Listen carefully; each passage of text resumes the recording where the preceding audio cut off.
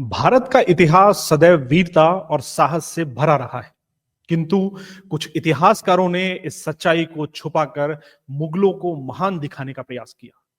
सोने की चिड़िया कहे जाने वाले भारत के पंख सबसे अधिक मुस्लिम आक्रांताओं ने ही लूटे और उनकी संस्कृति को मिटाने का प्रयास किया। किंतु भारत की संस्कृति और सभ्यता को मिटाना किसी के लिए आसान नहीं था।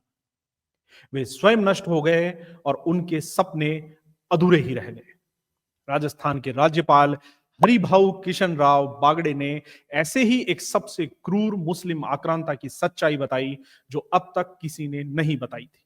मुस्लिम आक्रांताओं ने सबसे अधिक हमले राजस्थान पर किए, जिससे इसे अधिक नुकसान पहुंचाने का प्रयास किया, परंतु यहां के शासकों ने उन्हें करारा जवाब दिया।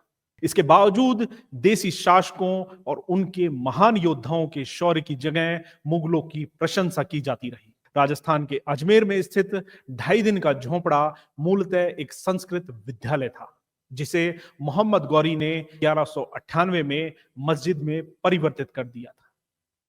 इसके बावजूद इतिहास में ऐसे आक्रांताओं को महान बताने का प्रयास किया जाता रहा। हल्दी घाटी के युद्ध में महाराणा प्रताप ने अकबर को पराजित किया, मगर फिर भी अकबर को महान बताया गया।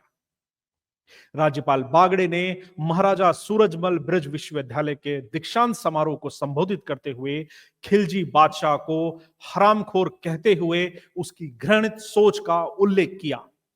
उन्होंने कहा कि अंग्रेजों की शिक्षा पद्धति अभी भी हमारे देश में लागू है, जिसे बदलना आवश्यक है। मोहम्मद बख्तियार खिलजी, जो नालंदा विश्वविद्यालय को भारत की महानता के कारण जलाया गया, वह एक घृणित व्यक्ति था। बिहार में जिस नालंदा और तक्षशिला विश्व के सबसे बड़े 2 विश्वविद्यालय भारत की शान थे, लेकिन 1193 में भारत आए बख्तियार खिलजी ने नालंदा विश्वविद्यालय को आग लगा दी। कहा जाता है कि जब खिलजी भारत आया, वह बीमार पड़ गया।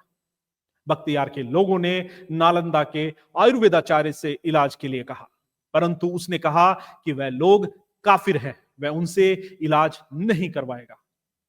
हालात गंभीर होने पर उस आयुर्वेदाचार्य की दवा कुरान के पन्नों में लगाकर खिलजी को दी गई और वह ठीक हो गया। ठीक होने के बाद उसने कहा कि ऐसी शिक्षा प्रणाली हमारे देश में नहीं है, इसलिए नालंदा विश्वविद्यालय को जला देना चाहिए। नालंदा उस समय शोध का सबसे बड़ा केंद्र था। खिलजी ने 9 मंजिला इमारत को जला दिया, जिससे सभी पुस्तकें जलकर राख हो गई। परंतु नालंदा के आचार्यों ने कहा कि पुस्तकें तो जला दी, पर ज्ञान तो हमारे मन में है, हम फिर नई किताबें लिख देंगे। राज्यपाल ने कहा कि अंग्रेज भी हिंदुस्तान की शिक्षा प्रणाली देखकर हैरान थे। मैकाले की शिक्षा पद्धति ने हमारी शिक्षा प्रणाली को बदलकर गुरुकुलों को समाप्त कर दिया। अंग्रेजों ने देश को गुलाम रखने की सोच के तहत अपनी शिक्षा नीति लागू की। विडंबना यह है कि स्वतंत्रता के बाद भी हमारी शिक्षा पद्धति अंग्रेजों की शिक्षा पद्धति के अनुसार ही चलती रही। राज्यपाल ने जोर देकर कहा कि नया, उन्नत, श्रेष्ठ और विश्व गुरु भारत बनाने के लिए नई शिक्षा नीति अत्यंत आवश्यक है। यह केवल भारत को विकसित राष्ट्र बनाने के लिए नहीं, बल्कि भारत को फिर से विश्व गुरु बनाने के लिए भी आवश्यक है।